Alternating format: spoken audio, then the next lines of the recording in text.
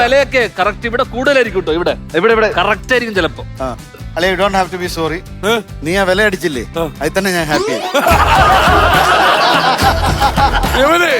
ആദ്യത്തെ പ്രാവശ്യം അവിടെ വന്നപ്പോ നീ വല്ല സൂപ്പർ മാർക്കറ്റിലെ ജോലിയിലായിരിക്കും എന്നുള്ള രീതിയിൽ വന്നവനാണ്. അല്ല, ഞാൻ ആ ഹാർപ്പിക്ക് എടുത്തതിനെ അറിയോ? പുള്ളി പറഞ്ഞില്ല, ഹാർപ്പിക്ക് അടിച്ചോണ്ട് നിക്കുന്ന ഒരു ഫോട്ടോ എനിക്ക് വേണം അളിയാ. അതൊരുപ്പിച്ചിട്ടുണ്ട്. വലിയ സന്തോഷം കൊണ്ടുവന്നതിൽ ഏറ്റവും കൃതാർത്ഥൻ ഞാന്. വേറെ അജണ്ടയായിട്ട് ഹാർപ്പിക്കിടുന്ന ഫോട്ടോ എടുക്കാനാണ്. ഫോട്ടോ എടുത്തവൻ. അടുത്ത ചോദ്യം ചോദിക്കാം. അടിക്കാൻ തയ്യാറായി നിൽക്കുക. റെഡി. തോറ്റില്ലേ? തോറ്റില്ലേ? രണ്ട് ചോദ്യമുണ്ട്. ഒരു ചോദ്യം കൂടി ഉണ്ട്. അതും ബസ്സാണ്. നമുക്ക് വേണ്ട.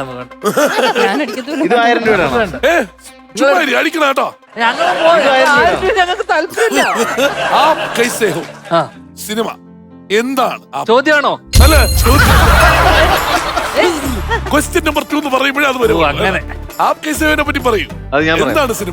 അവനറിയാം, എനിക്ക് കൂടുതൽ അറിയില്ല. അതായത് ആപ് കൈസേ ഹോ ഹിന്ദി ട്രാൻസ്ലേറ്റ് ചെയ്താൽ താങ്കൾക്ക് എങ്ങനെയുണ്ട്? താങ്കൾ ആപ്പ് മലയാളത്തിലാണ്. കൈസേ ഹോ മറ്റേ ആപ്പ് എങ്ങനെയുണ്ട്? അതാണോ അച്ഛൻ അഭിനയിച്ചത്? എല്ലാം അറിയാം. ഇതിന്റെ ഉത്തരം വരെ ഇവര് പറഞ്ഞു. പക്ഷേ അത് വളരെ രസമുള്ളൊരു പരിപാടിയാണ്. ധ്യാന്റെ ഈ സിനിമ ഷൂട്ട് ചെയ്യുന്നതിനൊക്കെ ഒത്തിരി മുമ്പ് ഞാൻ പറഞ്ഞൊരു കഥയാണ്. അപ്പം ഭയങ്കര രസമുള്ളൊരു പരിപാടിയാണ്. ആൻഡ് അതിനകത്ത് വലിയ സന്തോഷമുള്ളൊരു കാര്യം എന്ന് വെച്ചാൽ ഞാൻ പറയട്ടെ. അപ്പോ ധ്യാനെ പറ്റി മൊത്തത്തിലൊരു ചീത്തപ്പേരാണ്. വീട്ടില് ഒരു വില കൊടുക്കുന്നില്ല അവര്. വീട്ടിൽ വില കൊടുക്കും. ഏത് കാലത്തിലുള്ള നാട്ടിലൂടെ അതിപ്പോഴല്ലേ നാട്ടില് പുല്ല് വിലയാണല്ലേ. പക്ഷേ അങ്ങനെ നിന്ന അവസ്ഥയിൽ അദ്ദേഹം ഈ പടം ചെയ്യുന്ന സമയത്ത് ഇങ്ങനെ അപ്പോഴും വീട്ടിൽ വലിയ മതിപ്പില്ല. അതായത് അദ്ദേഹത്തെ പറ്റി, മറ്റേ ആളെ ചേട്ടനെ പറ്റി നല്ല മതിപ്പുണ്ട്. അപ്പൊ അദ്ദേഹം ചെറിയ ഭീഷണിപ്പെടുത്തുകയൊക്കെ ചെയ്യും. അതായത് ഞാൻ കളയും എന്നൊക്കെ പറഞ്ഞിട്ട്.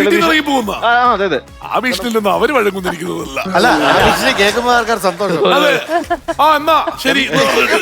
പക്ഷെ അങ്ങനെ നിൽക്കുന്ന സമയത്ത് അദ്ദേഹം ഇതിനകത്ത് ശ്രീനേട്ടനും അഭിനയിച്ചിട്ടുണ്ട്. അപ്പം അന്ന് കുറെ ആർട്ടിസ്റ്റ് ഉണ്ട്. എനിക്ക് 10, 25, 30 ആർട്ടിസ്റ്റ് ഉണ്ട്. ഇവരെല്ലാം വെച്ച് ഒറ്റ ദിവസം കൊണ്ട് പരിപാടി തീർക്കണം. ആദ്യം ഡേറ്റ് ഇല്ല. കാരണം എല്ലാവരും വളരെ കുറഞ്ഞ പൈസക്ക്, കാരണം ധ്യാനോടുള്ള സ്നേഹത്തിൽ വന്ന് ചെയ്യുന്ന സംഭവമാണ്. അപ്പൊ അത് ചെയ്യുന്ന സമയത്ത് അന്ന് ശ്രീനേട്ടനൊക്കെ അത് അച്ഛൻ മാറിക്കും, അച്ഛൻ നിൽക്കിവിടെ, ലൈറ്റ് അവിടെ എന്നൊക്കെ പറഞ്ഞിട്ട് വൻ പരിപാടിയാണ്. അപ്പൊ ഈ അച്ഛനെന്ന് വിളിക്കുകയും ചെയ്യുന്നുണ്ട്. പക്ഷെ ഇവിടെ നിൽക്ക് എന്നൊക്കെ പറഞ്ഞിട്ട് വൻ പുള്ളി ഡയറക്ടറിന്റെ. അത് കഴിഞ്ഞ് പിറ്റേ ദിവസം ധ്യാൻ വീട്ടിൽ പോയി പുട്ടും കടലയും കഴിച്ചുകൊണ്ടിരിക്കുന്ന സമയത്ത് അമ്മ വീണ്ടും പുട്ട് കൊണ്ടിരുന്നു, കടല കൊണ്ടൊന്ന് ഒഴിക്കുന്നു. ആദ്യമായിട്ടുള്ള സംഭവമാണ്. പണ്ട് ഇഡ്ഡലിയുടെ പ്രശ്നമൊക്കെ ഉണ്ടായിരുന്നു. അതൊക്കെ മാറിയിട്ട് ഭയങ്കര സ്നേഹത്തോടെ ഇത് കൊടുത്തോണ്ടിരിക്കുകയാണ്. അപ്പൊ അമ്മ പറയാ, എനിക്കിതൊക്കെ അച്ഛൻ ഭയങ്കര അഭിപ്രായമൊക്കെ പറഞ്ഞു, നീ ഭയങ്കര സംഭവമായിരുന്നു, അച്ഛനെ ഡയറക്ട് ചെയ്ത് കളഞ്ഞു എന്നുള്ള സാധനം. അതിനൊരു മതിപ്പ് കിട്ടിയ ഒരു സിനിമയാണ് ആപ് കൈസേ. അതിനപ്പുറം എന്ത് വേണം? അതല്ലേ നമ്മുടെ ലൈഫിലെ ഏറ്റവും വലിയ കാര്യം. അളിയ, ഇത്രയും കഥ ഞാൻ പറഞ്ഞില്ല അളിയ.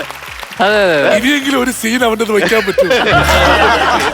എന്നെ കട്ട് ചെയ്ത ഒരു സീനെങ്കിലും കേട്ടാൻ പറ്റും. അല്ല, എന്താ പറയുക, ഇത് പണ്ട് ധ്യാന്റെ ധ്യാൻ എന്ന് പറയുന്ന ഒരു തുറന്ന പുസ്തകമാണ്.